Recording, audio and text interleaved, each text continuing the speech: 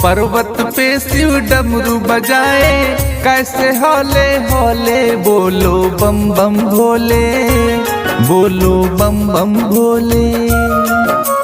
शंभुनाथ का नाम मन में अमृत का रस घोले, बोलो बम बम भोले, बोलो बम बम भोले।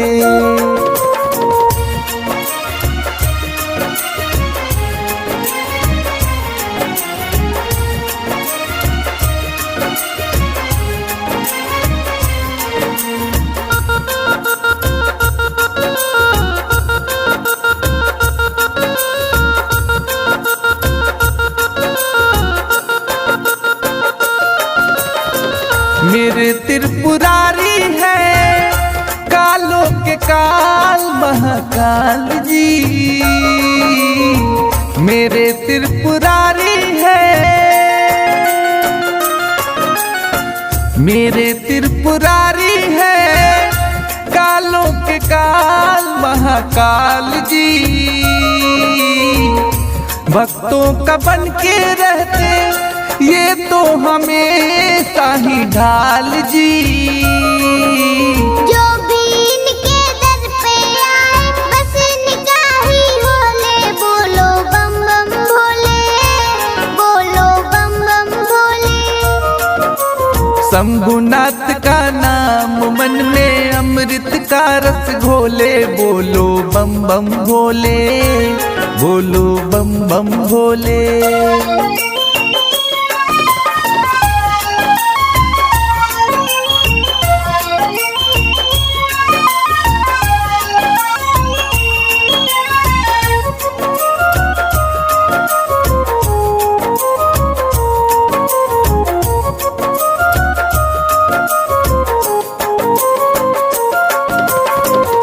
भस्म रमाए तन पे नंदी की करते सवारी जी,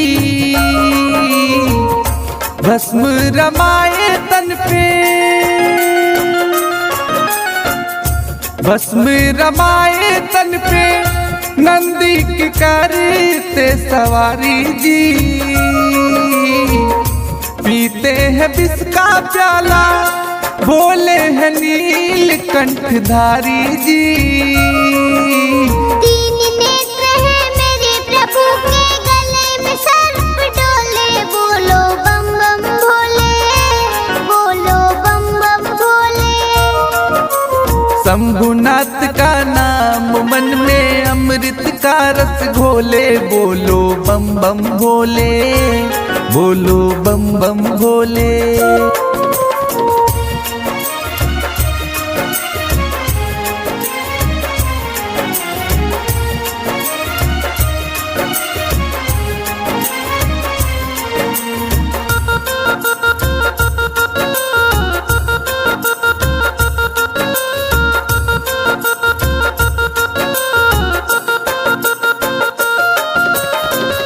भांग धतूरा चिलम भूतों का करते वो साथ है, भांग धतूरा चिलम, भांग धतूरा चिलम भूतों का करते वो साथ है। गंगा जटा से बहती आधा चंदा इनके माथ है। सबका कष्ट मिटेगा दिल में शिव का भक्त संजोले, बोलो बम बम भोले, बोलो बम बम भोले।